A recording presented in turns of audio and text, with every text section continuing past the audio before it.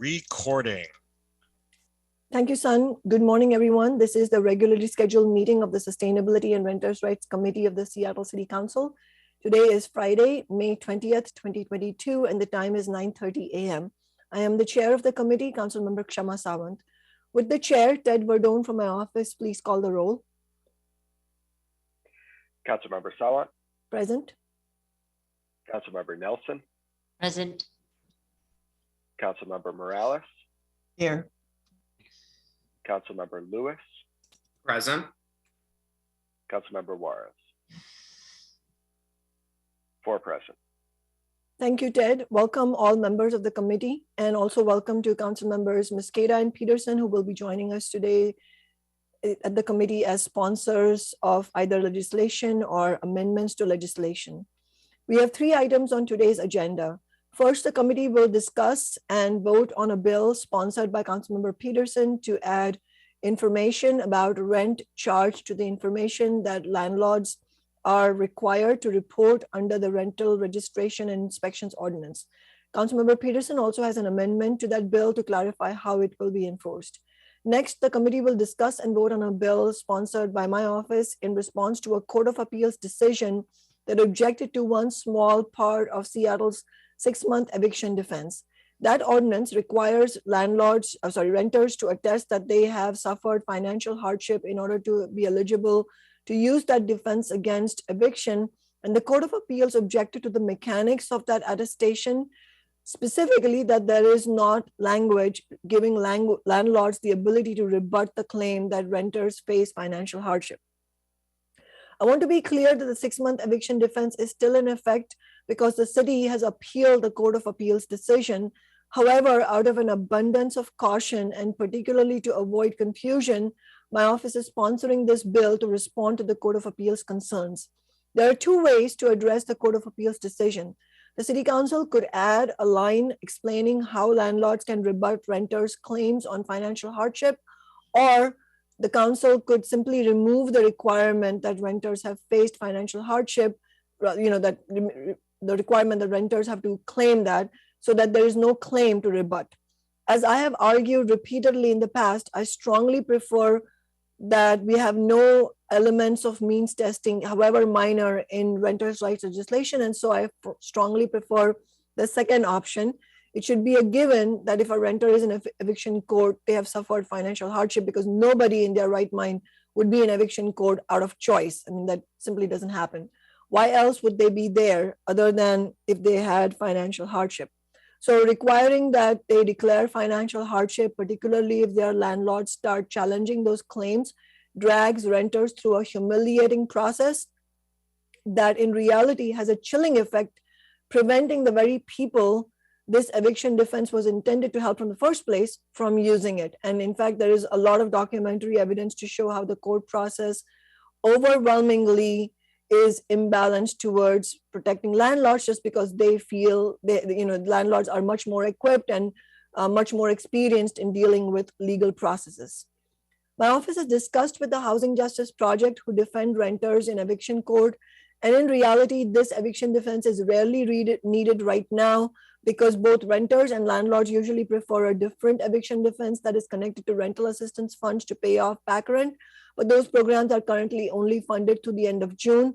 Hopefully they will be extended, but in the meantime, this bill will clarify the next line of defense for renters.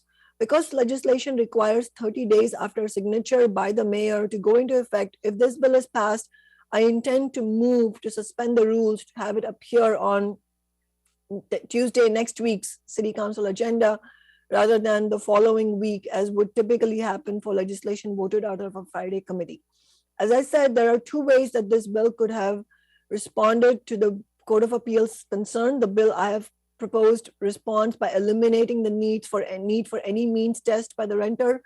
I understand Councilmember Mosqueda has prepared an amendment to instead use the other approach, adding a line about how landlords can rebut renters' attestations. Our final agenda item today is a report from the Office of Sustainability and Environment on their work in the Race and Social Justice Report. Before we begin the agenda items, we of course have public comment. We have, I believe, 12 people now signed up for no, 11 people signed up for public comment. And because some members of the committee, city council members, have scheduling restrictions, I am going to have speakers have 1 minute each, not 2 minutes. Apologies for that in advance, but we want to make sure that we have council members here for as much of the committee as possible. So public comment speakers will have 1 minute each. I will read out the names. When I call out your name, you will be prompted to unmute yourself. When you hear that prompt, please hit *6 on your phone to unmute yourself and then begin speaking. Our first three speakers who are showing as present are Jennifer Lekish, Candice Chevalier, and Bruce Becker. There is an Anthony Jacob who is signed up who is showing as not present. Anthony, if you can hear this, then just know you're showing up as not present. Go ahead, Jennifer Lekish.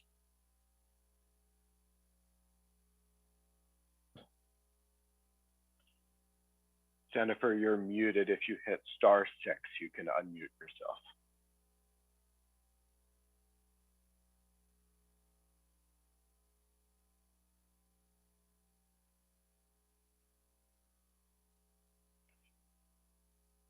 Jennifer, you're still showing up as muted. So if you hit *6 on your phone.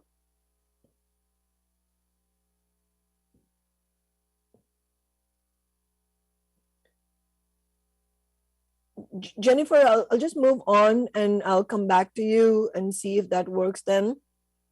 Anthony Jacob is still showing as not present.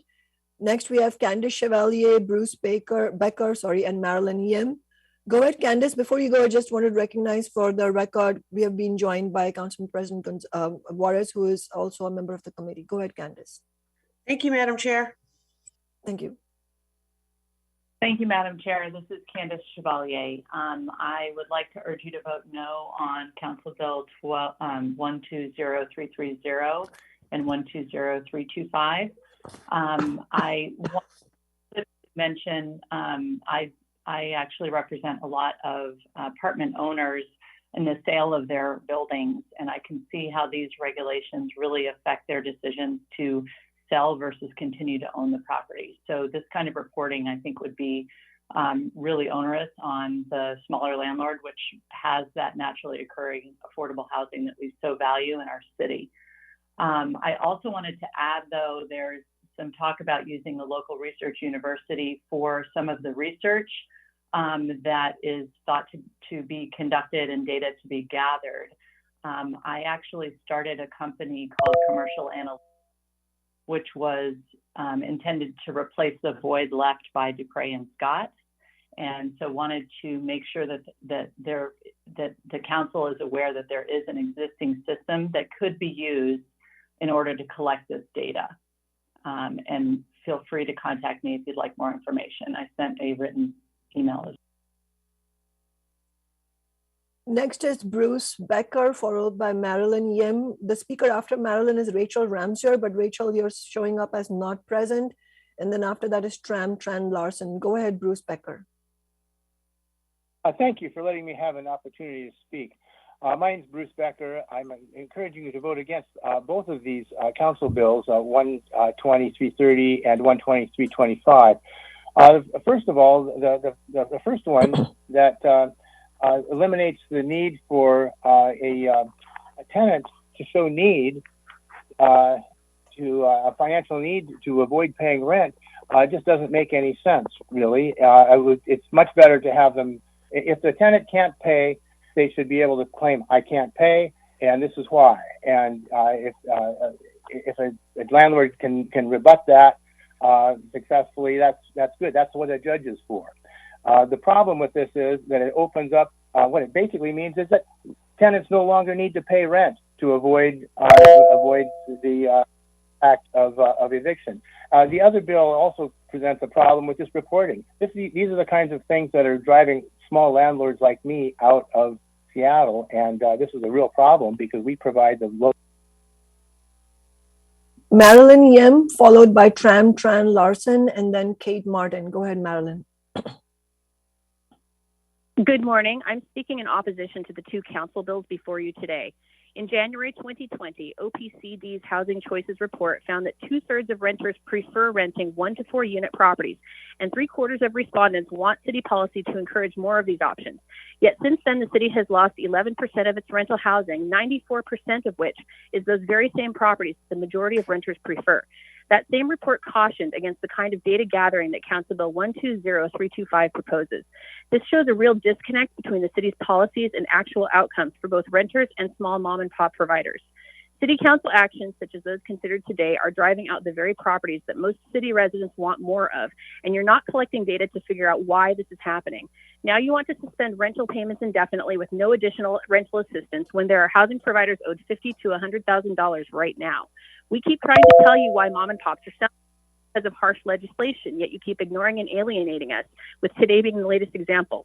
Please get out of your office, talk to stakeholders, and stop passing laws that make the housing crisis worse. Thank you. We now have Rachel Ramsor showing us present. So go ahead, Rachel, and after that, Tram.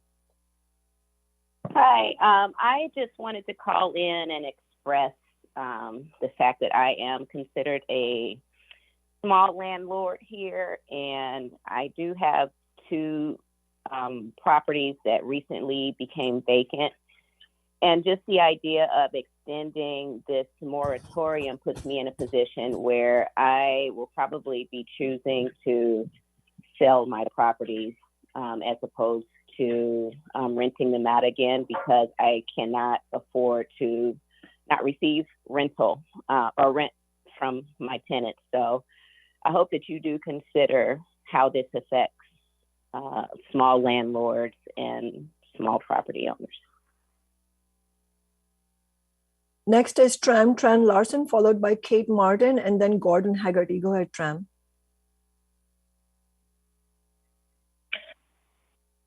Good morning. My name is Tran Larson, and I'm the Community Engagement Manager at the Housing Justice Project. On behalf of HJP, we support council members Sawant's proposed ordinance to amend the language in the COVID-related defense to eviction to address the issue raised by the Court of Appeals. This is a relatively minor fix. Tenants are still struggling to pay rent as hours and wages are still fluctuating with the rise in COVID cases. The largest rental assistance program has closed to new applications, leaving tenants with few resources. They're not just refusing to pay rent. We also support Councilmember Peterson's ordinance that expands the collection of information. Landlords claim that they are selling their properties, but we don't actually have any evidence that supports their claim, aside from misinterpretation of the little information that's there. Therefore, it is beneficial to know what the housing inventory looks like, what actions the city needs to take to preserve its current affordable housing supply, and address the gaps that exist. Thank you. Next is Kate Martin, followed by Gordon Haggerty, and the speaker after Gordon is Daniel Bannon, but Daniel is showing as not present, and after that is Kay Fon. Go ahead, Kate Martin. Thank you. I'd like to just make a few comments to my opposition to extending the moratorium on evictions. I'm a small landlord running a shared house that I own. I have very affordable rents, and it's put me in a terrible position to not be able to rent rooms because of the idea of a rent strike going on. As you know, in New York City, they ended the eviction moratorium a long time ago. It separated the wheat from the chaff. It separated the rent strikers from the people that legitimately needed help, and it has not caused a tsunami of anything to happen in the United States' largest city. So I ask you to please consider that ending that right now. We've lost over 5,000 small landlord housing options because of the risk that we face to have squad strikers in our homes and our apartments. It's completely unsustainable, and I'm asking you to end it now. Thank you. Gordon Haggerty, followed by Kay Font, and then Angie Gerald. Go ahead, Gordon. Hello, this is Gordon Haggerty, and I've been a small housing provider for over 50 years now, and have had great success with tenant relations and have not had to do evictions. We've been able to work this out, but what you are doing, and I'm speaking in opposition to both of these council bills, and I'll send written comments in more detail too, but I just got to say I'm strongly opposed and concerned to both of these. It's adding extra burdens on housing providers. It's affecting our affordability to be able to continue to provide housing here. And I want to say that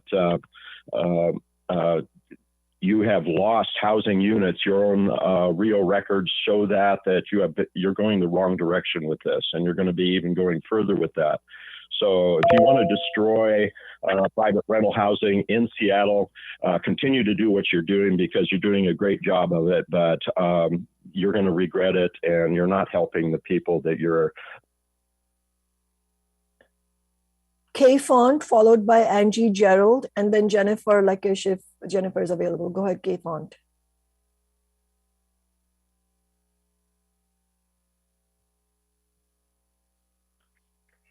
Kate, you're still muted if you hit *6. There you go.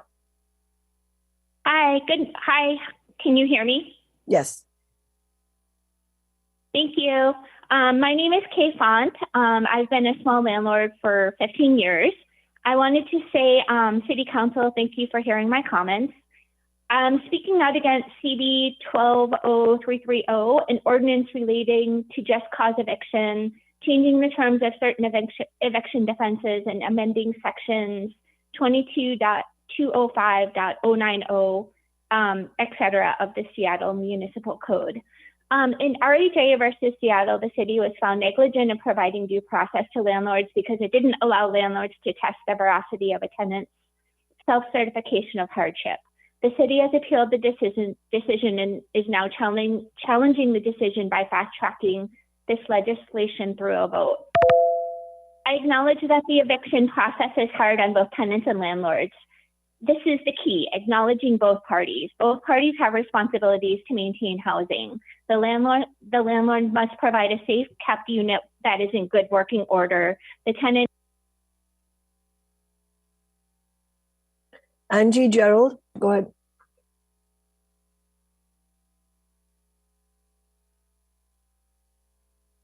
Hi, my name is Angie, and my husband and I are small landlords in Ballard. I'm calling to ask that City Council vote no on both items today. Seattle is experiencing a great loss of small rental properties, which is directly related to the tsunami of legislation that Council has turned out in the last five years without any collaboration or input from small rental property owners who provide a large proportion of affordable rental housing in Seattle, especially a family-size housing. Council funded a small landlord stakeholder group, which SDCI has not been able to implement yet. Council also funded a new rental housing study, which has not begun to happen yet. You're developing policies in an echo chamber. Please include stakeholders before developing or passing any new rental regulations. Thank you. There are two more speakers who are showing us present and haven't spoken yet. So let's see if they are able to speak. Jennifer Lekish and then Daniel Bannon. Go ahead, Jennifer.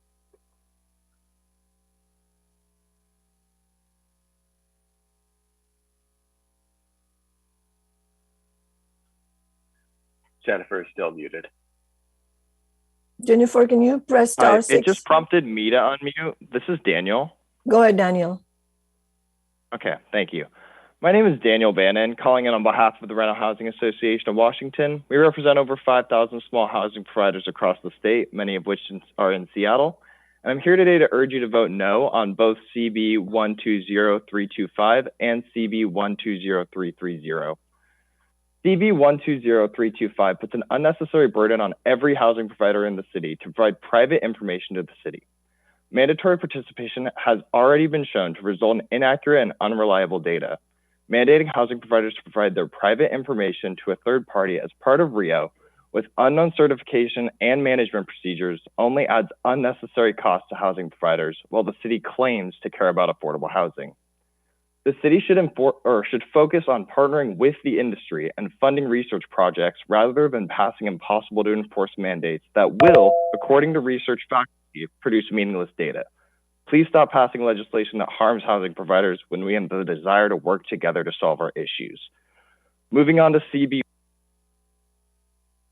So last try for Jennifer Leckish. Are you able to unmute yourself by pressing *6?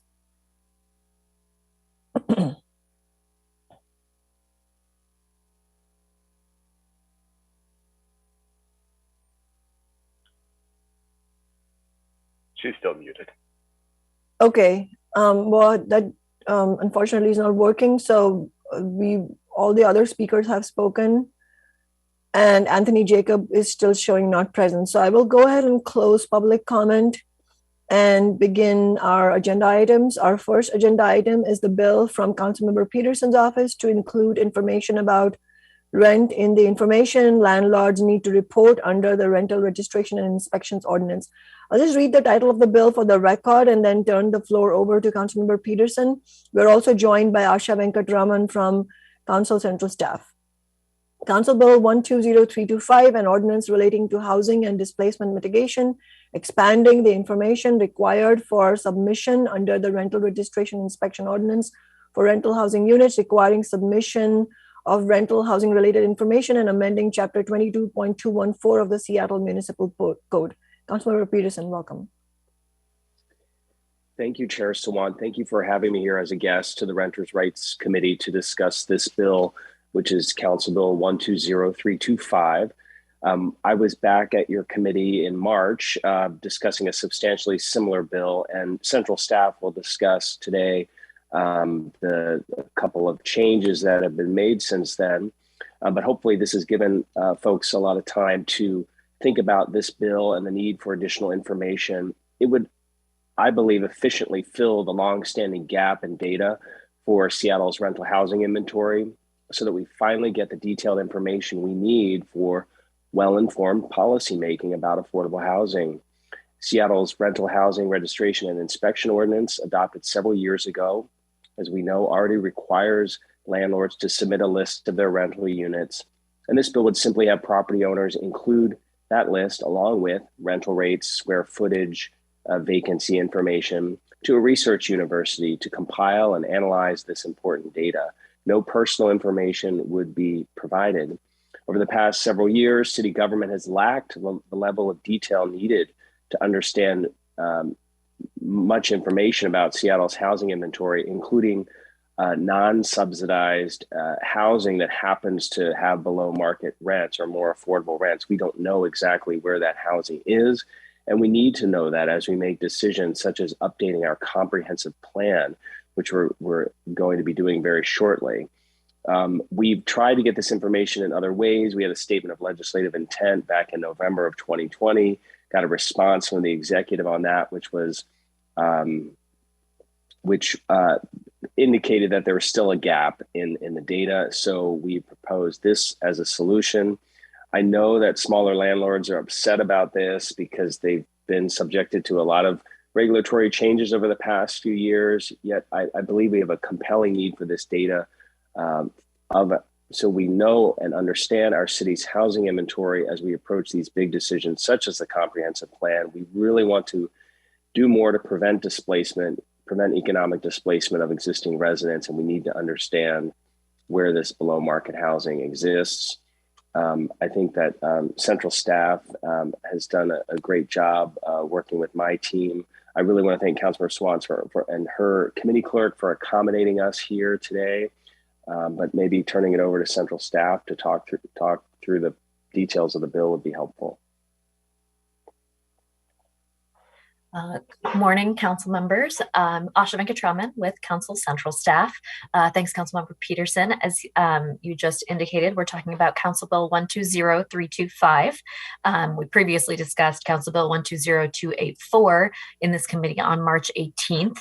So I'll just go through a short description of the differences between those two bills and then talk through some issues for the council members to consider, and then talk about potential amendments and next steps. So Council Bill 120284, and generally conceptually, the intent of both that bill and Council Bill 120325, which is in front of you today, would require landlords to submit rent and rental housing information to a research university and to certify to the Seattle Department of Construction and Inspections that it had done so through a certification through the rental registration and inspection ordinance existing process.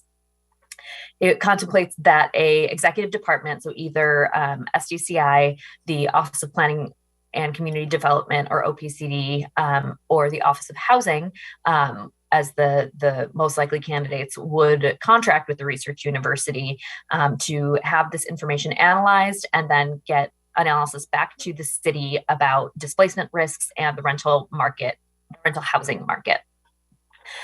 So between the time we discussed Council Bill 120284 and today, a couple changes to the bill were incorporated, some of which required a title change, which is why there's a new council bill in front of you. So there are a couple changes. One is the dates for submission of this information by landlords was originally slated for rental information about February, was due March 31st. And instead, that due date has shifted to rental information about the month of March, being pushed out for submission to April 15th. And then originally, information about July's rent and rental housing units was due by August, and that shifted to information about September, is now due October 15th. Additionally, we had added the name of the property owner and the address of the property to the list of information to be submitted. That was inadvertently left off of the original draft, and we added the need for analysis of the rental market housing conditions to the analysis of displacement risks to make sure that both of those issues were covered. In addition, this bill adds a sunset provision that basically requires the information to be submitted up until the next time the Seattle's comprehensive plan is updated and adopted, or on at the end of 2025, whichever one is later. So those are the majority of the changes in this new bill. I'll go through and talk about some of the issues that we did discuss during the last committee meeting, but continue to apply to this new council bill. One of those is that SDCI will require some time to update its IT system to be able to track compliance effectively. In addition, whatever department decides to contract with the research university will require some time to be able to negotiate a project scope, select the research university through a procurement process, and finalize it so that property owners know to whom they are submitting the information requested. One of the issues that we discussed at the last committee meeting also concerned the funding that would be needed to support this program. So both funding for the contract itself, as well as additional staff for SDCI to be able to monitor compliance. In conversations with the executive, it doesn't appear that there are existing funds that they would be able to use to absorb these costs. So the council may want to consider either adding funds in a supplemental budget and during the 2023 budget process this fall. That could be complicated just because of the general fund expenditures outpacing general fund revenues or projected general fund revenues, and because the departments are being asked to identify reductions. And so council may want to consider how that might impact when this program could go into effect. Additionally, so those are the issues that we talked through at the last committee meeting. With this new bill, there are a few other issues that I wanted to flag for the committee. One of those issues concerns timing. So right now, the bill is slated to go into effect 30 days after signature by the mayor, which is the regular timing for any council bill. The challenge is that a research university would need to have the infrastructure in place to be able to collect this information, or if it doesn't have the infrastructure in place, have some other way for property owners to be able to submit this information to them at the time the bill is effective and the first due date goes into place. The complication is that without knowing who the contract will be awarded to, it's not clear at this time whether the university would be able to submit that to receive that information right away. And so committee members may want to consider whether to push the effectiveness of some of these provisions until after a contract is executed. One minor issue in the list of information that is to be submitted is that it requires information sufficient to ascertain the current housing costs. Given that formulation is just a little bit vague, it may be more useful and straightforward to property owners to know what they need to submit by just saying that they need to submit just the current housing costs rather than information sufficient to ascertain it. Third, the sunset provisions that are currently in the legislation apply to the major new section that requires submission of the information to the university. That sunset provision only applies to that new section, and so council members may want to consider adding the sunset provision to the other changes in the bill that are that requires certification submission to SGCI on a particular schedule so that all of these provisions expire at the same time and there aren't inadvertently code sections left referring to requirements that no longer exist. Attached to my memo is also additional feedback for the committee's consideration that came from the executive.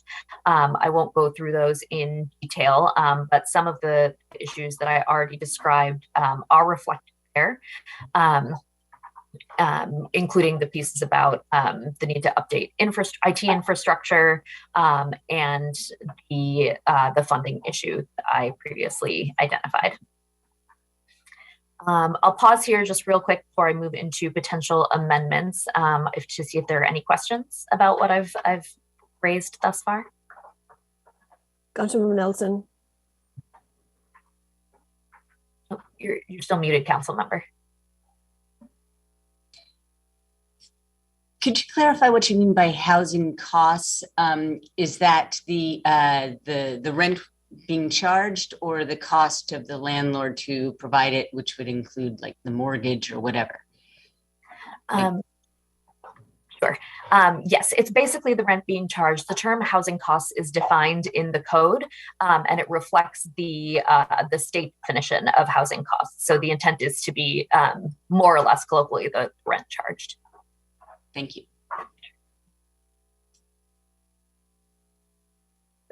I don't see anyone else with questions. Okay. In that case, I will move into potential amendments. So Councilmember Peterson has authored and Councilmember Morales plans to sponsor one amendment for the committee's consideration today. That amendment would adjust the enforcement provisions in the bill for these new requirements.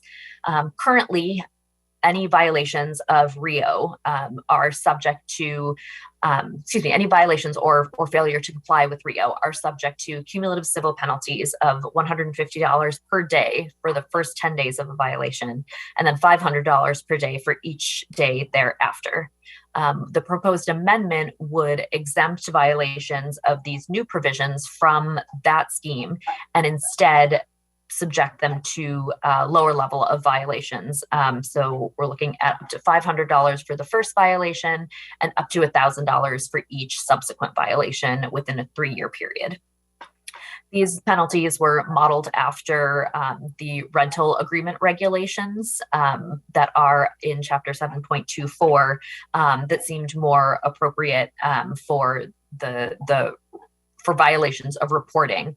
The RIO scheme is, my understanding is that it's intended to deal with if there are things like housing code violations, things that are continuing for a long period of time when it comes to people's housing quality. And so making that change would put these reporting requirements in line with the rental agreement regulation requirements in Chapter 7.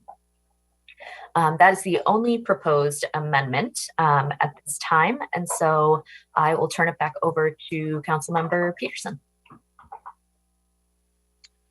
Thank you. That was excellent as always, Asha. Appreciate that. And Councilmember Swan, I'm happy to answer any questions from colleagues as is Asha. And really appreciate Councilmember Morales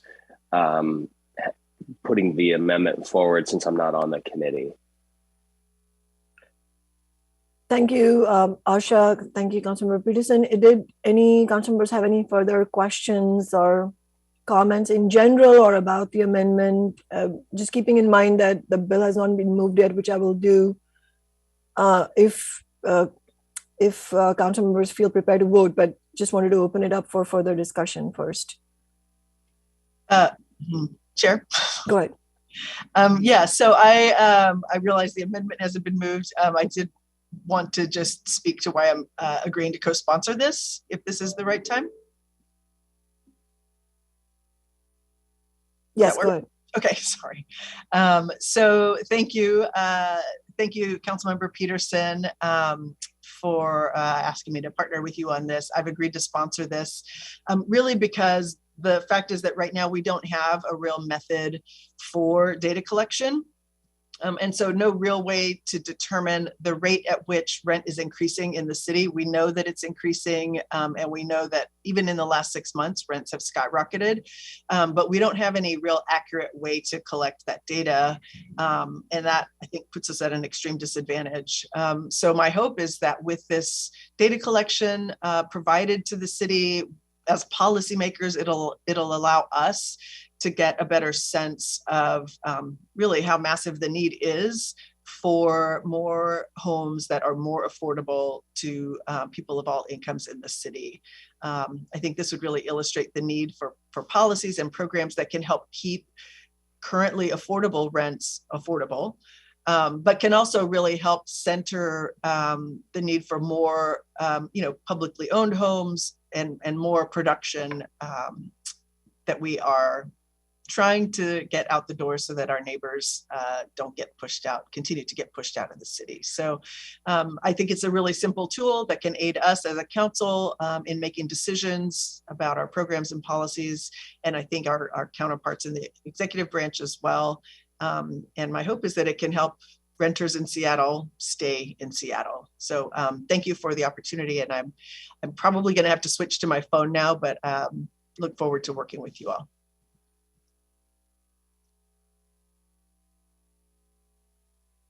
So just, again, wanted to invite any other council members to speak. Just to clarify again, whether you want to speak to the bill as a whole or about the amendment that has been discussed, either way is fine. Just, just let me know.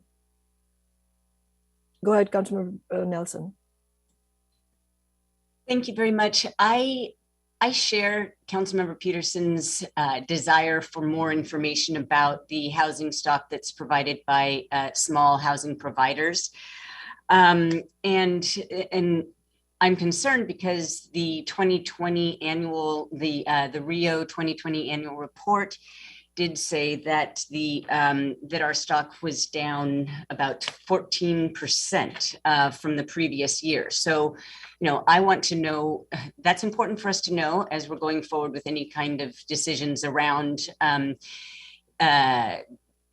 landlord tenant issues, and also if we want to figure out what is really happening with this disappearance of those units or those properties from the list. But anyway, I am concerned, however, that this legislation places an additional burden on small landlords because the stated purpose or the goal from the sponsor, Councilmember Peterson, is to help us make land use decisions during the comp plan amendment process in 2024. And so I think that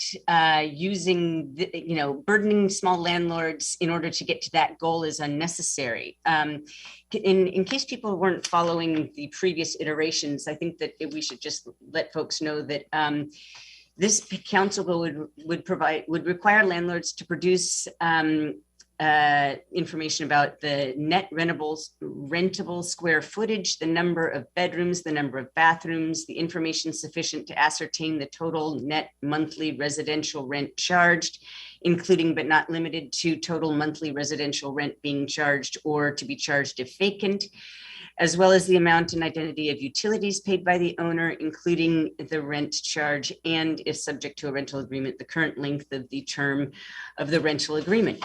Well, there was a background memo basically saying that landlords typically produce rent rolls on a monthly basis for their own internal bookkeeping to monitor and fill vacancies and to determine rental revenue for management and tax purposes. But most small landlords actually don't do this. I mean, they don't have to put down that much information, and usually they record their revenue on their tax forms once a year. So I do believe that this would be a big job to do twice a year. And it's the wrong tool for the information that we're trying to get. So we are trying to use this information to further the goal of anti-displacement, although I just heard Councilmember Morales say that this information could be used to monitor rent increases. So that is a different purpose. That's a different use of this data. But we don't do that. We don't ask other small business owners for this kind of detailed information. For example, we don't ask all produce vendors to submit the kinds of vegetables they sell and the prices they charge, just to identify food deserts across our city and prevent their spread. So, I mean, the information that we're asking for is proprietary, and although it's around an anonymized analysis, we're still asking for the names. Those names are of the property owners, and that's disclosable. So anyway, I think that for these reasons, and also per the amendment, I would support this amendment if this legislation is going to go forward, because it is a little bit better than what was originally planned. But I still do think that those fines are too much for landlords who are really struggling to deal with the impacts of the pandemic on their businesses. So in any case, those are my reasons for not favoring this bill. Thank you. Did any other council members, committee members want to weigh in? I do have some points, but I'll wait to see if Council Member Lewis or Council President Juarez wanted to speak.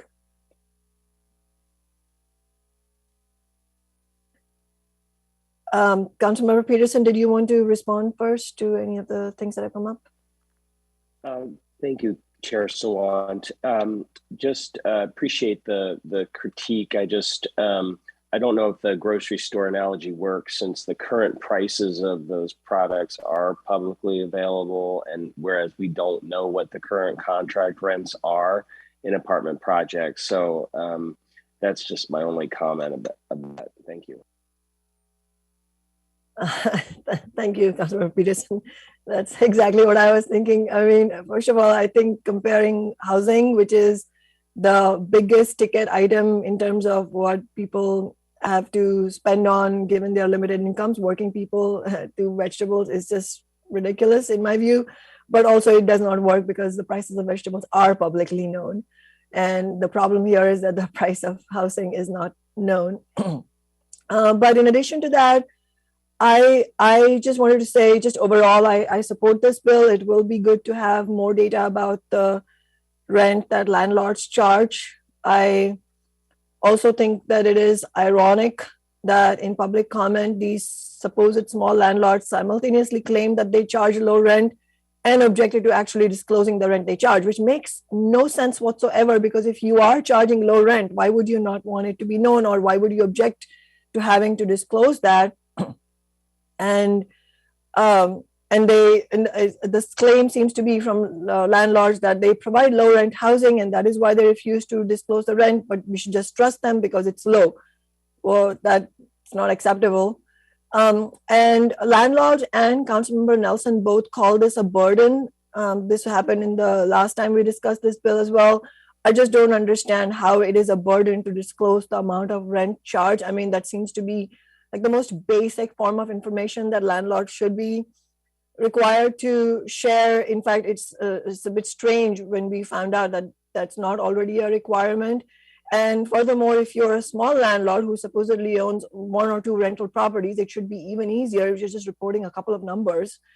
So it's just not a good argument that somehow that's a burden. That's not, how can that be a burden? There should be some other reason why you would oppose this. And also, I just wanted to say, week after week, we hear completely unfounded claims from landlords who say they are charging low rent, but they're leaving the market. They're going to sell their property and leave the market. We hear this in every public comment in the Renters' Rights Committee, but because they claim onerous burden, regulatory burdens from the city, and that's why they're leaving the market. But that's just not supported by the data at all. I mean, it's completely speculative, this claim that renters' rights are more reporting or increased protection for renters is driving small landlords out of the market. That's complete speculation. Property values are skyrocketing. That's something that's been well documented. So the question really is, are these landlords who they claim to be selling, I mean, if they're selling, are they selling because they don't want to comply with basic laws, or are they selling because property values have gone through the roof and they can cash in on their property like never before? It's just a specious claim to say that regulatory burden is making that, or reporting requirements is making you do that. We should also make sure to mention that a lot of corporate entities are divided up into small LLCs, and each of these LLCs then claims to be representing a small landlord interest. I think that also is a factor here. When people are speaking, are they actually small landlords? Who are the small landlords who are speaking up? And we've seen people from corporations like Windermere speak as representatives of small landlords as well. So I think those points have to be noted. I see Councilmember Nelson, your Zoom hand is up again, so go ahead.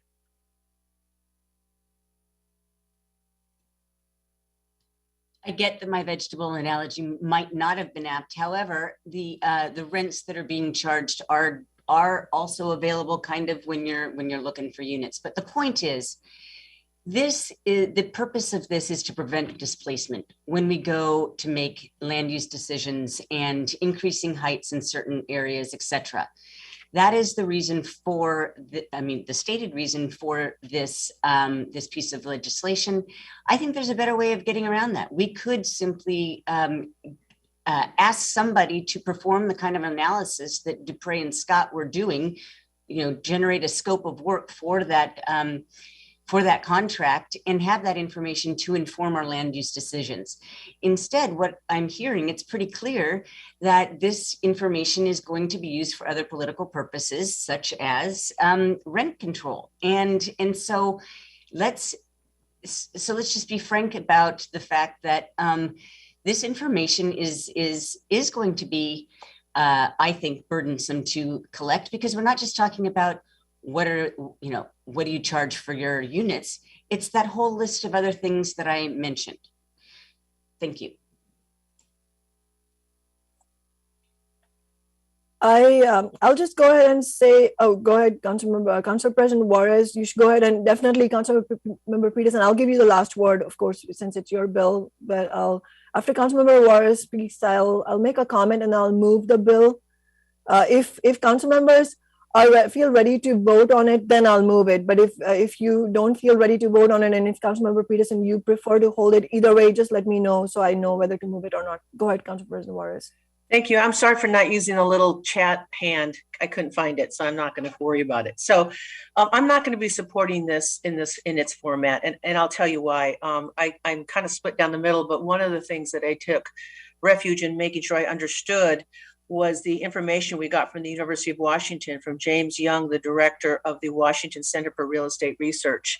And for me, besides Asha's great work, it carried a lot of weight about that you definitely need this program, but I don't think you should mandate participation. That's the concern I have. And I am going to come to a little bit to the defense of Council Member Nelson. I think that you have regulatory burdens and then you have regulatory burdens. And it has to be it has to have a direct nexus to the intent. And right now, the regulatory burden, when I looked up the definition of housing costs under 22.204.090, that's a lot of information to be providing 2 times a year that you would require because the marketplace changes. And in this current form, I like the recommendations that the Washington Center for the Real Estate Research put forward. And also a lot of the information is proprietary because whether we like it or not, we are in a capitalist society, which is very competitive in the marketplace. So I can understand why landlords don't want to share that. I get that. Everything else that I see in Council Peterson's bill about the information that, I gotta find it real quick, that Council Member Nelson talked about the list under the 22.214.040 about the list of all rental housing units, whether it's vacant or occupied, the number of bedrooms, bathrooms, a lot of that information that I don't find that really intrusive. But I would definitely support what the center put forward and maybe workshopping this a little bit more, but I am not prepared today to vote yes on this. I would hate for this to go forward. I mean, just go down on a no vote or people abstaining. And this is just a little side note in regards to everything. It's not helpful when I get 7 emails before 9 o'clock to try to figure out how we're gonna vote on these 2 items. I know it's not everyone's fault, but that's not helpful. Trying to get through all the new amendments. I counted them up, 6 amendments before 9 o'clock today, and is still trying to work out the other amendments. So I cannot support in its current form what I'm looking at today regarding the proposed Council Bill 120325. So thank you. Thank you, Council President Juarez, for weighing in. I just on the question of letting a landlord corporation collect the data instead of the city, I completely disagree with that. I mean, that basically amounts to letting the landlord corporations choose what data we can have publicly. And I think that the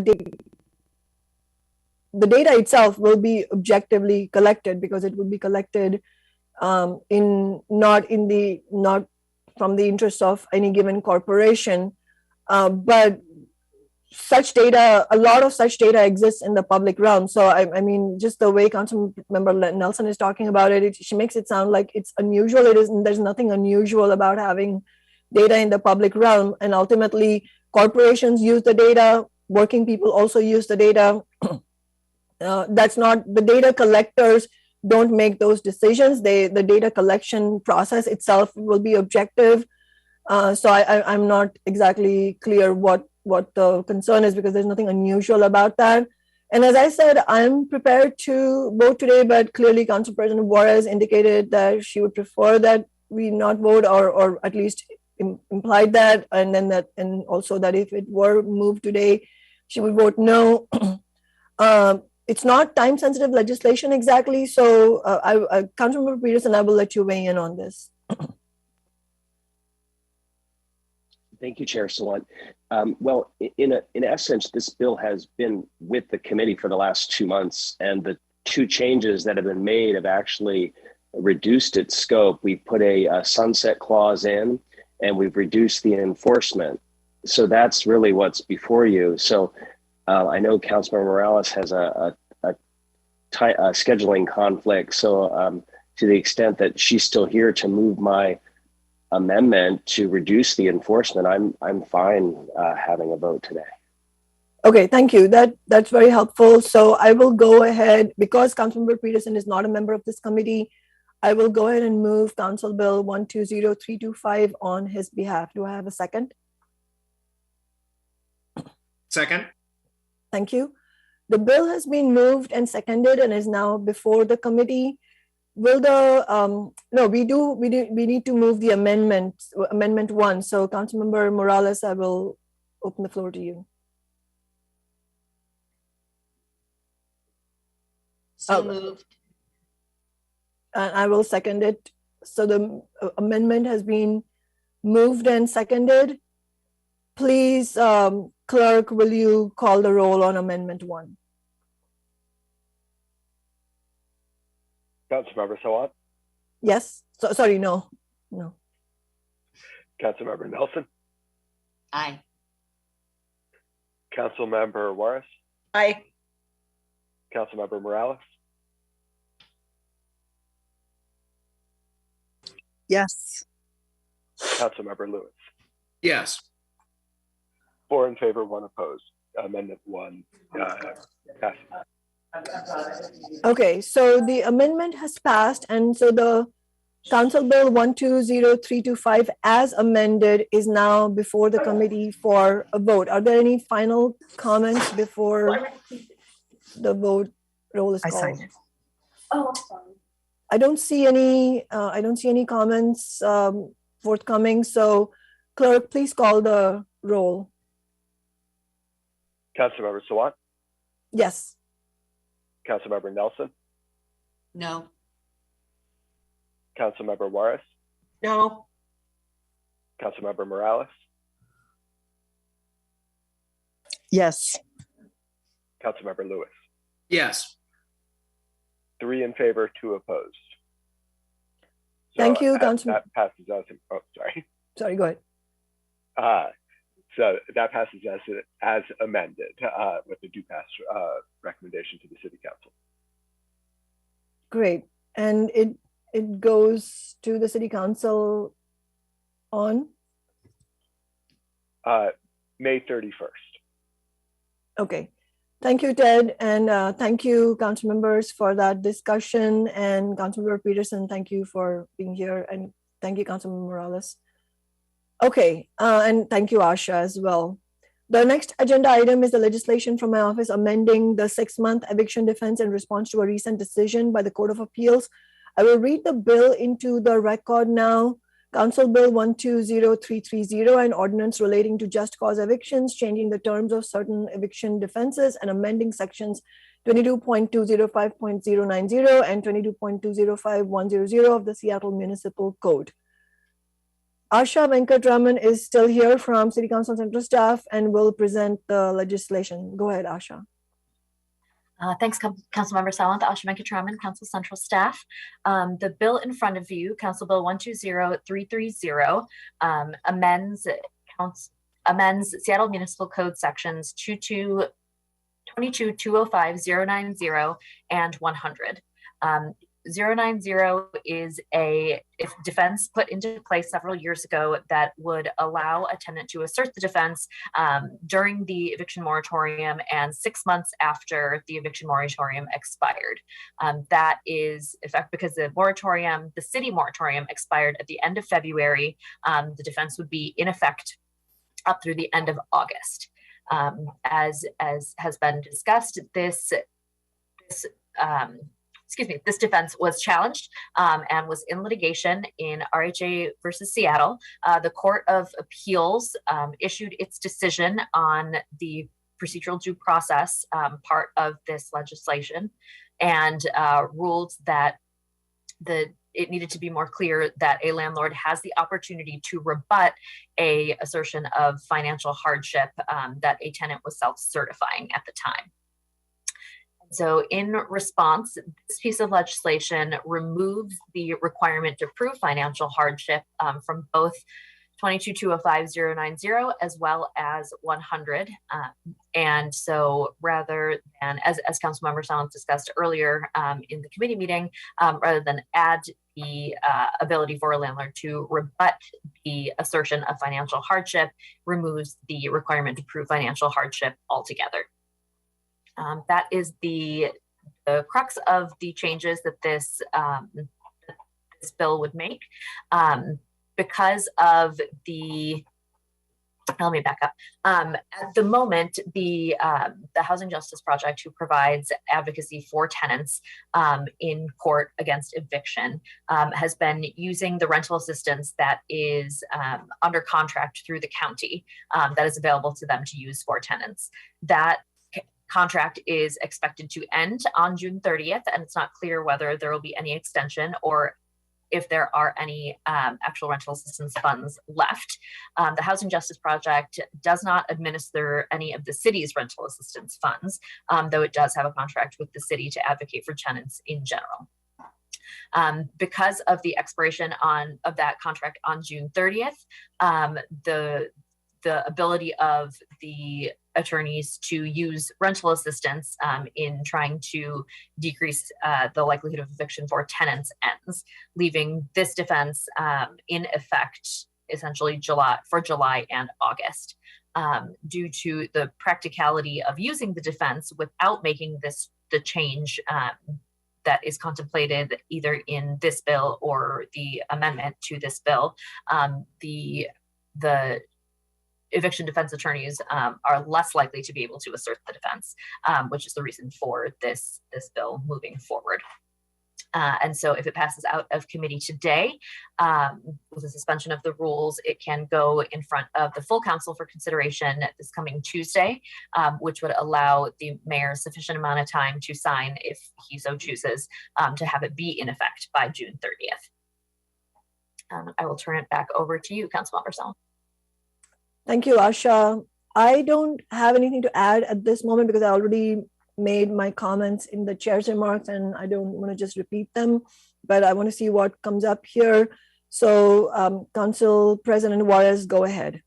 I just have a procedural question from the information that we got, Asha. So I know that the Court of Appeals ruled on the due process issue, and then we filed a motion to reconsider on April 8th. So is that the last stop on the litigation train? April 8th, the motion to reconsider in the Court of Appeals? Yes, that, as far as I know, that is the last thing that's happened. So that's been pending since April 8th. Okay, thank you.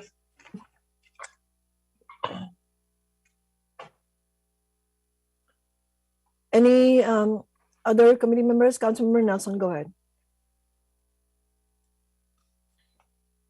I believe council was unnecessarily rushed to consider this legislation today, and doing so makes no sense before our executive session on Monday, which I understand some council members are waiting for before they put forward amendments. And I say unnecessarily because it's supposedly being driven by the June 30th termination of the county's contract with the Housing Justice Project. But that contract's going to end anyway because that's when the state's rental assistance funding will end. So the end of that contract is, to me, immaterial to this defense. And moreover, SDCI also has an ongoing contract with HJP, I believe, and their advocates and tenants advocating for themselves can still avail themselves of this defense regardless of the June 30th contract expiration. So this defense is still on the books during the city's appeal of the ruling in RHA's favor, which found the defense unconstitutional for denying landlords the due process to challenge the tenant's self-certification of inability to pay rent.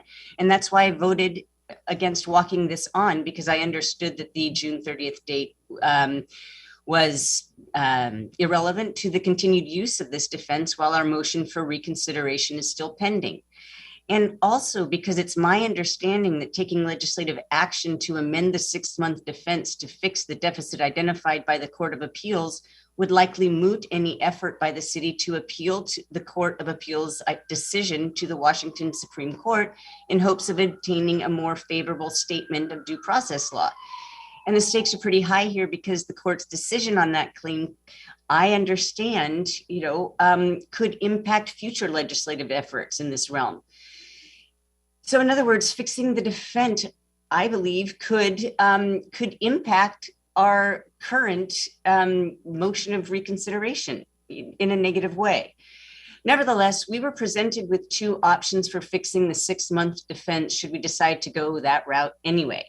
And we were strongly advised in favor of the option that retains the requirement for tenant self-certification of financial hardship, but makes clear that the landlord has the opportunity to rebut the tenant's showing. And that's what my amendment does if we discuss that. It resolves the defect identified by the Court of Appeals without inviting the argument that not requiring the tenant to demonstrate hardship constitutes an independent defect.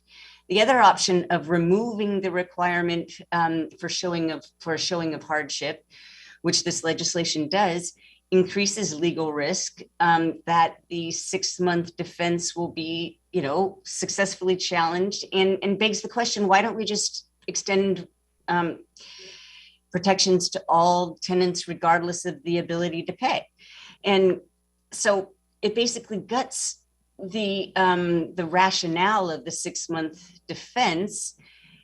And there's already a paper trail showing why we put the hardship requirement in there anyway, because of contract clause concern. So instead of fixing the defense and protecting ourselves against claims that we're denying landlords due process, we're doubling down and taking a far riskier path of exposing the city to potential, contract clause violation suits. And I just don't see why we would do that.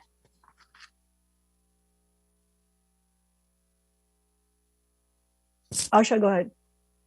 Hi, just a couple points of clarity. I won't speak to the legal risk piece. I just wanted to clarify that the contract the city has with the Housing Justice Project, as you mentioned, Councilmember Nelson, is to provide eviction defense services. I just wanted to make clear it's not the same as the contract that we have that the Housing Justice Project has with the county, as that is specifically about distributing rental assistance. This contract does not distribute any rental assistance, and so the contract ending on June 30th with the county is the end of the rental assistance piece being available. The only other thing I wanted to clarify is that some of the reason for making these changes is the understanding that we have from the eviction defense attorneys that without the use of rental assistance, the ability to use this defense without making a legislative fix could be compromised, since judges may be likely to look at the Court of Appeals decision as persuasive, even though it's technically not final and binding. So judges could be making their own decisions about how the existing law violates procedural due process. And so I just wanted to make that clear for committee members. Thank you so much, Asha. That was extremely helpful clarification. And I was just going to add to what you said, Asha, that on the whole, I felt like the way Councilmember Nelson was describing it's the exact opposite of it, which is that right now, and as Housing Justice Project has informed us many times, right now renters are using the RSJI contract, and this is like a secondary line of defense. This what this bill constitutes, or the area that this bill is in. But in fact, that contract ends starting July 1st. So starting July in June. So starting July 1st, actually, this line of defense becomes more important. And for all the clarifying reasons that Asha described, it's actually important that this bill is passed soon. And as far as the claim from Councilmember Nelson that somehow the motion for reconsideration will be affected adversely, Asha,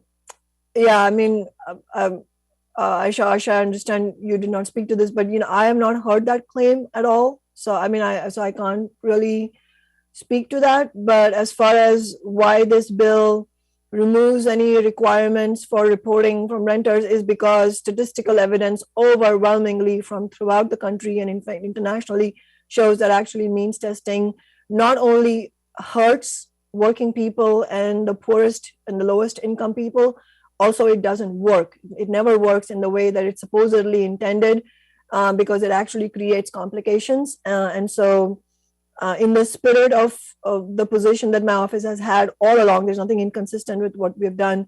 We are advocating that we remove the means testing requirement entirely. And I can tell you, after having succeeded our office and the renters' rights struggle in the last 8 years, after having succeeded in winning bill after bill for renters' rights, despite the opposition of many council members, we have, every time a bill has passed, we have heard from council members, oh, that will create legal risk. This will create legal risk. There's nothing that we have passed that supposedly does not create legal risk. But the overwhelming majority of renters' rights stands, the $15 minimum wage stands, everything was, we basically, the sky was going to fall down if we passed anything progressive. So I don't, unless there are specific concerns, then that is the general thing that we hear all the time. I think it is important to do it very thoughtfully and carefully and strategically. But I believe this bill fulfills all those general requirements. And central staff have had time to, really think about this and work on this. So I don't see any specific concerns that are justified. But of course, I understand the political differences. I appreciate council members speaking about them openly. Are there any other comments just in terms of the discussion portion? We will, of course, move to amendments after the bill is moved. But is there any general comment from other council members? I don't see anything, so I will go ahead and move Council Bill 120330. Do you have a second?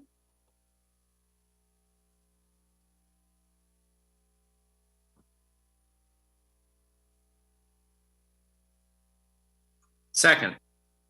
Thank you, Councilmember Lewis. The bill has been moved and seconded. And I just wanted to say I will be supporting this bill with or without the amendment, because preventing any confusion about renters having access to this defense against eviction is the priority. However, all means testing, in my view, is just based on statistical evidence, is deeply invasive and humiliating. So I will be voting no on the amendment, but I will make the space available for council members for moving any amendments. Councilmember Lewis, did you want to move something? No, Councilmember Sawant. Okay. Not at this time. Okay, thank you. I don't think that there are any amendments then. Oh, Councilmember Nelson, go ahead. Please unmute yourself. Thank you.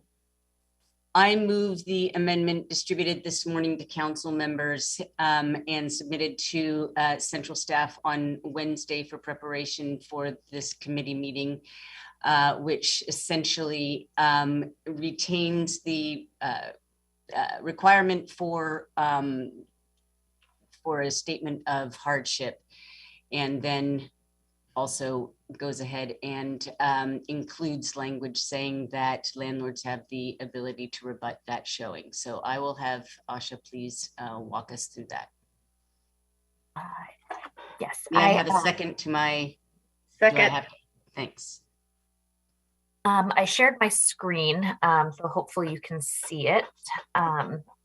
What this amendment would do, it strikes two of the recitals here that are specific to the way that Councilmember Sawant's bill is crafted. And what it does is restore much of the text, as you'll see in the dashed underline in red, that was struck in Councilmember Sawant's bill. It restores that text and adds the requirement here that not the requirement, excuse me, the presumption that the tenant's about a tenant submission of a declaration or self-certification of financial hardship, and explicitly states that the landlord may rebut that presumption. And it does so both for 090 and for section 22-205-100. The last piece of that is Councilmember Sawant's bill had adjusted the notice language to reflect how that bill would have changed the defense, and this amendment would just restore that notice language to how it has originally been stated in the code.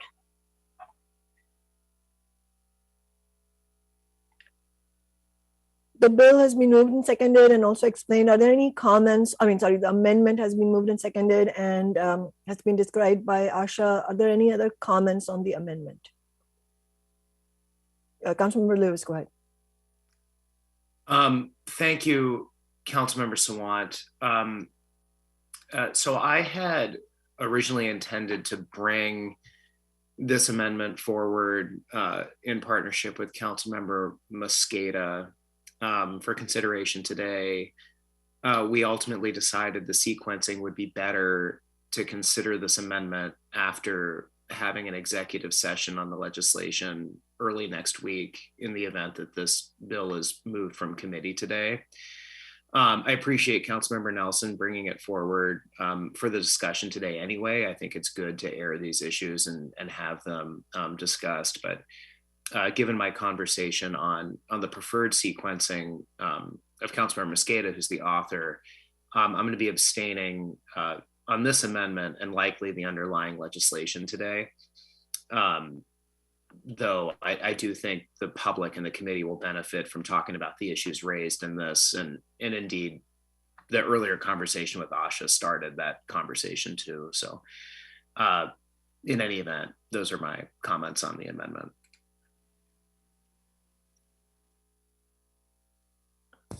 Thank you, Councilmember Lewis. Councilmember Nelson, is that your hand up or is that from? Yeah. Go ahead. I appreciate the difficulty in the sequencing, and that is precisely why I'm concerned that we did rush this on. And let me be clear, passing this quickly so that it's done by, June 30th would be a convenience for the advocates that are using this defense. It's not necessary, but it would be a convenience because it's more clear. But I'm talking about protecting our city here. And I am fine waiting, we should not vote on that. Anyway, the point is one more week to simply discuss this and have it heard, discuss in executive session what the pros and cons are, the risks, et cetera, is a good idea. But I just want it to be clear that we have to think about, never mind. Anyway, thank you very much. I am retaining the amendment on the table. I just wanted to clarify overall that as the Housing Justice Project Speaker Tram Larson and also as Asha described, there's really not, this bill is not that complicated. And I don't see a reason to not vote on this day. It's been moved and seconded, so we will be having a vote. But of course, the city council vote will be after the executive sessions, and at the city council meeting, there's space for amendments, and council members can bring amendments there, can vote either way on amendments. So that discussion can happen. There's nothing that will stop that discussion from happening. So I don't agree with Councilmember Nelson presenting this issue as if this bill was voted on in committee today, somehow that would be a hindrance for all that discussion to happen. It won't. The executive session will still happen, and city council members can still weigh in on different sides of it and bring amendments and vote on the amendments as they see fit after all of that, after all of the insights have been gleaned that council members want to from the executive session. So just want to clarify, in terms of process, none of that will be hindered. And in my view, the bill itself is not that complicated. So rather than prolong the discussion here, I think it makes sense to go ahead and take a vote on this and then move forward based on what happens at the city council meeting. So will the clerk please call the roll on the amendment first? The amendment that was presented by Councilmember Nelson and was seconded by President Juarez. Councilmember Sawant? No. Councilmember Nelson? Aye. Councilmember Juarez? Aye. And Councilmember Lewis? Abstain. 2 in favor, 1 against, and 1 abstaining, so the amendment passes. Okay, and then now the underlying bill as amended. Ted, will you please call the roll? Councilmember Sawant? Yes. Councilmember Nelson? Abstain. Councilmember Juarez, No. Councilmember Lewis. Yes. 2 in favor, 1 against, 1 abstaining. So that passes with the 2-pass recommendation. Thank you, Ted. Thank you, council members, for the discussion. And thank you, Asha, for all the clarification. As I said before, the bill will be placed, Ted, correct me if I'm wrong, the bill will be placed on the May 24th City Council agenda. I wish to change my vote if that's possible. I don't know if that is possible. Is that possible? We've got Linda Barron from the clerk's office here who may be able to help answer that. Well, just explain the process. Is what's going before full council then the amended bill? Yes. But that was going to happen regardless of the vote. That's just the process. That's why I was clarifying that regardless of the committee recommendation, the bill goes to the city council. Right. I will. I'm just going to keep my abstention. Okay, Teddy, I see your hand up. Go ahead. So based on the vote, there's a recommendation from the committee to pass the bill as amended. So the bill as amended, in kind of simple terms, simply adds that landlords can rebut the attestation from renters of financial hardship. So as of now, what the bill does is simply add that opportunity for landlords to rebut. That bill, as amended, has a do pass recommendation from the committee and is going to the city council. And now Councilmember Sawant has the opportunity to make the motion to suspend the rules for it to be on the May 24th committee meeting agenda instead of the May 31st, based on the timeline that was discussed.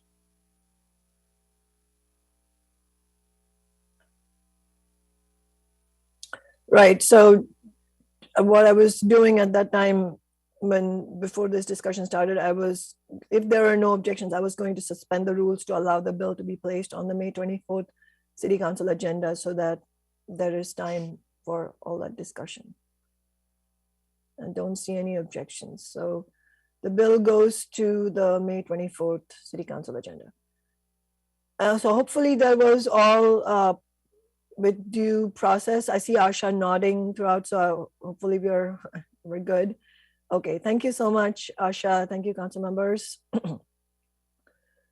We are now on item number 3, which is our final item, which is the Office of Sustainability and Environment's RSJI, the Race and Social Justice Initiative report. So I will invite the speakers for this agenda item.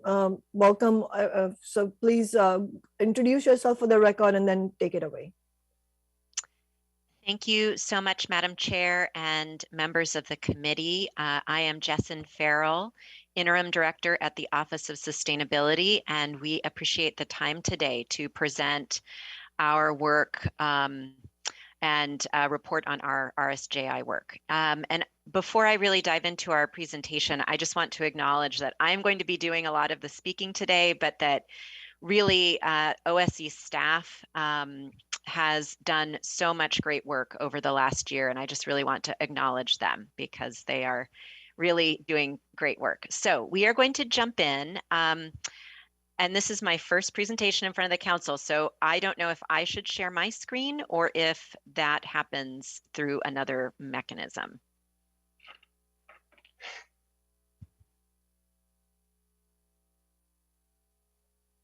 I think you should share. I'll share my screen. Yeah, okay. that should work. Usually that works. Yeah. Okay, let's do that then.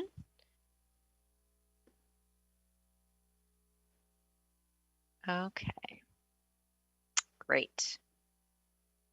Okay, so the agenda for this presentation is we'll do a very short overview of OSE. We will then jump into our RSJI accomplishments in 2021. We'll do a deep dive on 2 of the RETs that we did this year. And then we will talk about what we will be doing over the next year, what we're looking forward to.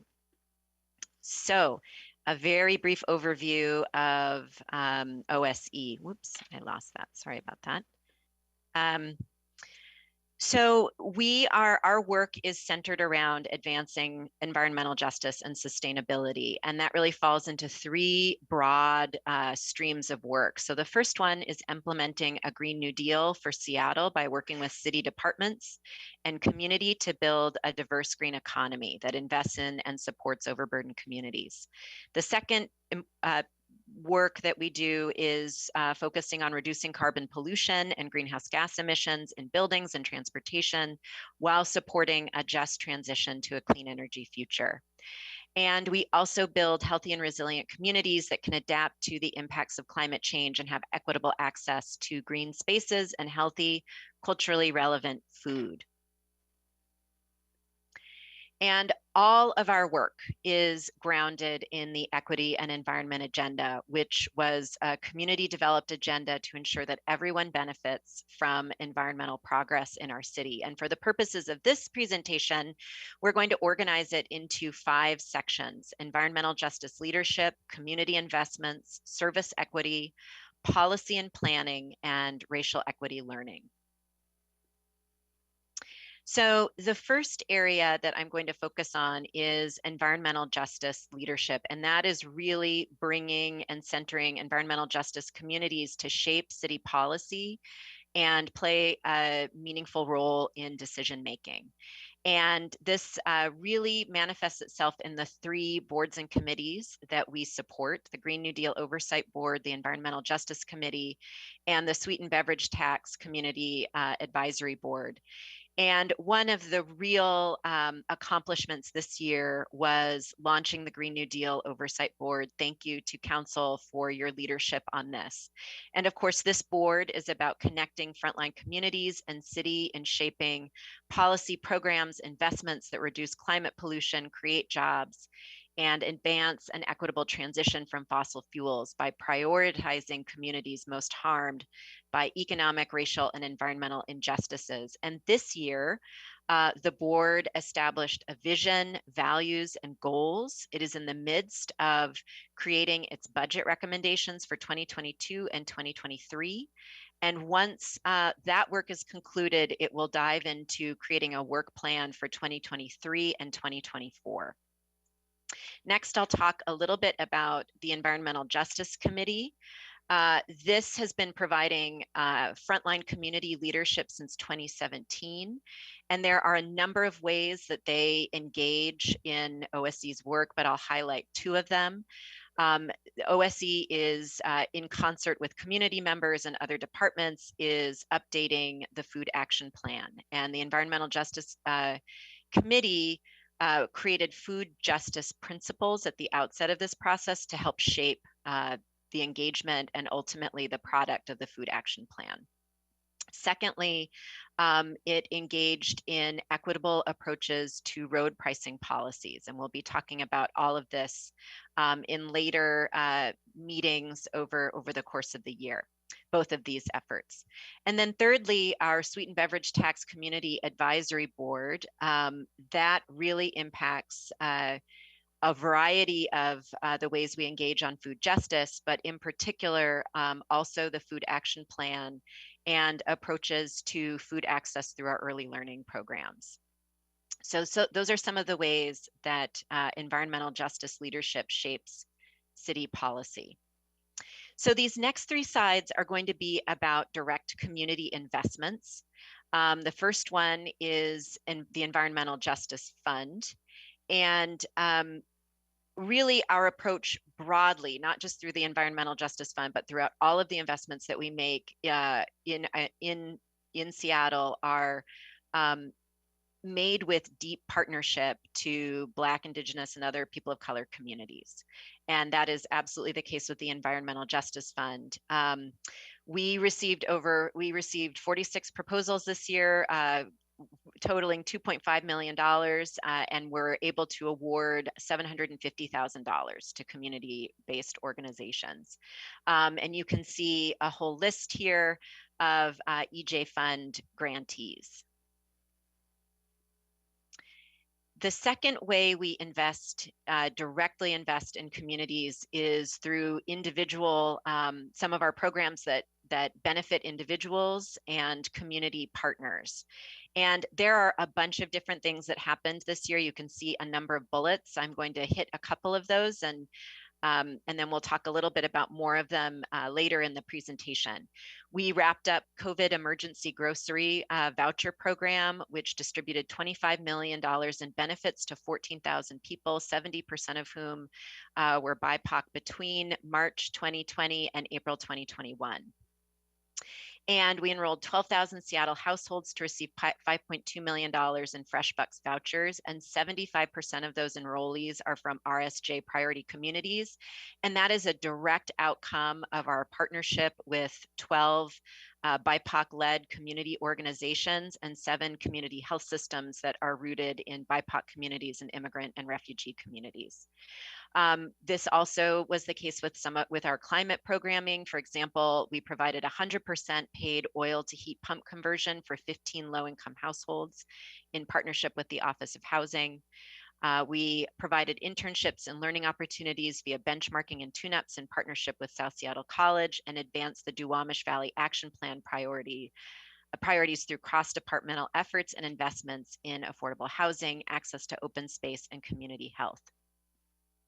And so this next slide is an overview of how all of our grants, contracts, and purchasing reflects this priority of centering racial equity. And so I'm going to draw your attention to the pie chart and just kind of talk through some of the different colors. So you can see the purple, 11% of our $4.3 million in expenditures goes to WIMBY owned businesses. And of course, these are the ones that are formally registered with the city or with the state as WIMBY.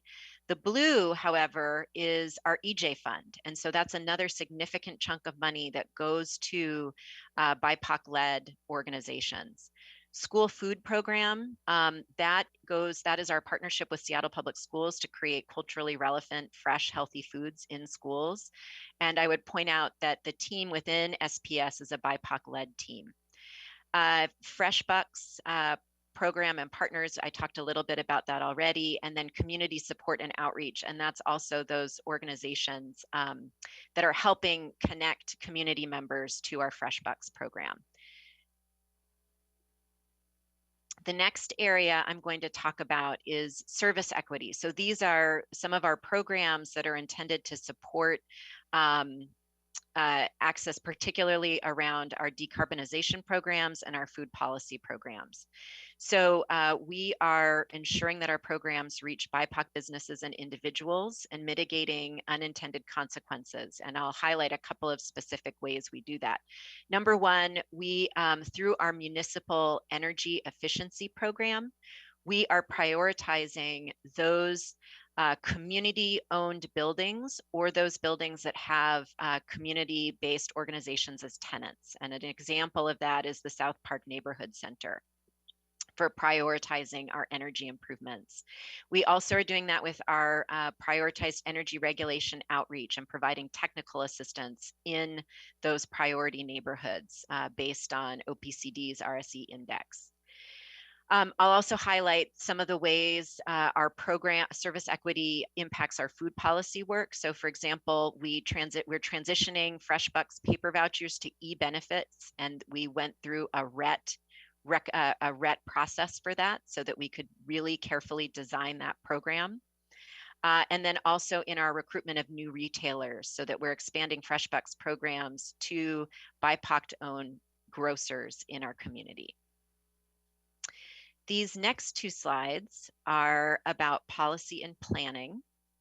And the overall point I would make is that racial equity infuses all of our policy and planning work, whether we are doing a formal RET, a racial equity toolkit analysis or not. And so the first slide is actually about how we are using racial equity to inform policy and planning, even when we're not doing a RET on that particular program.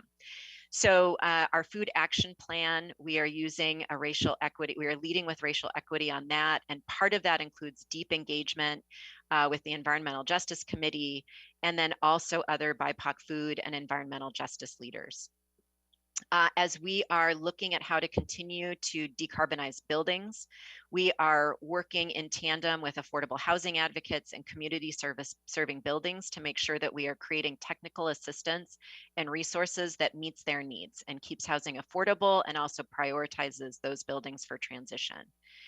And we are deploying the first in the nation incentive program to convert drayage diesel trucks to electrification. And so we're engaging with the East African community to make sure that equity is leading that work. So those are a few examples of how, even when we're not doing a RET, this is really an important part of what we're doing. We did conduct 4 racial equity toolkits this year. We did one on our FreshBucks e-benefit transition. We did one on road pricing for equitable mobility.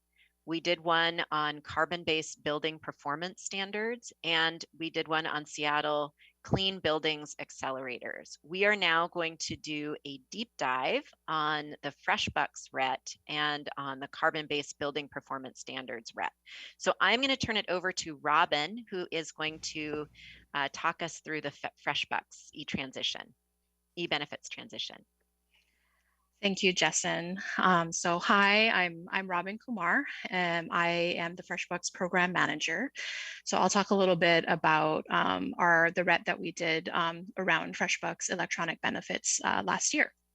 So we made this transition from paper vouchers to electronic benefits late last year, and the toolkit that we conducted in advance of launching the electronic benefit platform was really focused on how to make the transition in a way that would best serve the needs of FreshBucks customers who might have the most difficult time with the transition to electronic benefits. And in particular, those are customers who have limited English proficiency and also those folks with limited access to technology resources. So the Racial Equity Toolkit included robust engagement of key community partners, retailers, and program participants to user test the system before we launched. So next slide. So throughout this process, we heard feedback from our customers and community partners that really emphasized some of the benefits of the transition to electronic benefits. And that included, the flexibility of purchase amount with electronic benefits was really welcomed after some of the difficulties that customers faced when they were shopping with paper vouchers, which were issued in $10 increments and needed to then be spent in $10 increments. And electronic benefits were also easier for customers and cashiers to use and offered a more discreet purchasing experience than customers had with the bulky paper vouchers. The user test process also revealed several steps where customers faced some confusion, like the need to activate their electronic benefits for the first time before they started using them, and also navigating point of sale challenges with the new system. And this issue being particularly amplified when the customer and the cashier don't speak the same language. So as a result of these toolkit learnings, our team made several changes to support a more equitable implementation of the transition. And this included creating a phone call-in activation line so that folks with limited access to technology would be able to, just call a phone number to activate their benefits before they started using them. We also worked with our community enrollment partners to offer a trusted and in-language assistance for customers to activate their benefits. We also revised testing and training protocol across our retailer network to try to ensure that there would be a robust understanding of e-benefits processing protocols prior to implementation. And also we revised our customer communications, including really visual-based communications, which one of which was a how-to video that was available in 5 languages, most commonly spoken by our customers. Okay, so that's the FreshBooks RET, and now we'll hear from Sandra on another RET our office did last year. Great, thank you, Robin. And hello, this is Sandra Mallory. I'm the Buildings and Energy Program Manager at Seattle at the Office of Sustainability. And so I am here to talk about a policy that we are in the process of developing, in which Seattle would implement emissions performance standards for Seattle's existing larger commercial and multifamily buildings. It's a policy that would build on an existing Washington state standard, which requires larger commercial buildings to meet energy targets starting in 2026. Seattle's policy would establish corresponding emissions targets. Targets would initially start higher, and then they would ratchet down over 2 decades until buildings achieve net zero carbon buildings by 2050. And the approach gives owners predictability around long-term expectations, but also a lot of flexibility in how a particular building would achieve the targets. So OSC worked on a racial equity toolkit in 2020 to 2021, and we are continuing to use it and revise it. It's sort of a, an ongoing tool for us. And we identified a number of key draft outcomes that the policy should achieve. The first of them, making sure that we are providing support services for lower resourced building owners to help alleviate impacts of the policy, minimizing displacement risk, and ensuring that in implementing the policy that BIPOC communities benefit from the healthier living and working spaces. And because the policy would create jobs, making sure that these clean energy careers can go to BIPOC and women. And so due to COVID, impacts on both building owners and the community in generally, our external stakeholder engagement was put on hold in 2020 and 21. So to develop these proposed outcomes, we relied on previous community input, for example, the Puget Sound SAGE report, Powering the Transition, really digging into the buildings that would be impacting and learning more about them, and then a series of cross-departmental conversations. And so one more, and then just one of the clear needs that was identified in the RET, if you could back up, sorry, Justin, was that in order to develop this policy, we really needed that external stakeholder engagement. And so we are in the process of conducting a very robust and inclusive engagement process. We actually had 350 folks at our first open house. There's an affordable task force that is being led by the Housing Development Consortium. We've been doing focus groups with nonprofit owners and having ongoing conversations with labor representatives. So this is an ongoing policy development process, but I do want to go ahead, and now you can go to the next slide, Justin, thank you. Highlight some of the work that's already underway to achieve our equity outcomes. So, first of all is the jobs. There should be 150 to 270 annual jobs anticipated from this policy. So we've coordinated with FAS on a $1.8 million RFP for clean energy jobs and construction training, pre-apprenticeship training. We are doing technical assistance. We just, before we even put in place a regulation, we've launched a preliminary support program prioritized again to under-resourced building owners. It will help them to comply both with the state standard and to prepare for emissions targets. And then in the policy itself, in our draft framework, we're phasing compliance such that the larger commercial buildings, those buildings with the greatest impact and owners with the greatest resources would take initial action first. And then smaller commercial buildings and multifamily buildings would have a much longer ramp up period. We're also proposing greater flexibility and more support for buildings where we know there will be cost constraints and upgrades will be more difficult for owners. Again, nonprofits, owners with financial hardship, unreinforced masonry, affordable housing. And, you know, we are also really actively working to secure funding for capital upgrades. So not just technical assistance, but also helping owners comply with, you know, some money in the bank to go towards capital upgrades. We have reallocated some previous ARA loan loss funds towards capital grants to pilot 2 to 3 affordable housing projects to decarbonize. And with Office of Housing and Seattle City Light, we've got another grant proposal into the Department of Energy, again, for affordable housing. And we're very closely tracking the infrastructure opportunities that should be coming out this fall.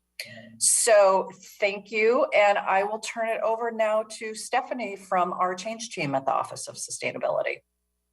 Thanks, Sandra. Good morning. My name is Stephanie Henry. I'm a program analyst with the FreshBucks team, and I serve on the OSC change team. At OSC, we're working intentionally to foster a relational, learning, and supportive culture that uses anti-racist principles and values diverse perspectives and experiences. In support of that goal, we established voluntary and optional caucuses for white people and Black, Indigenous, and people of color.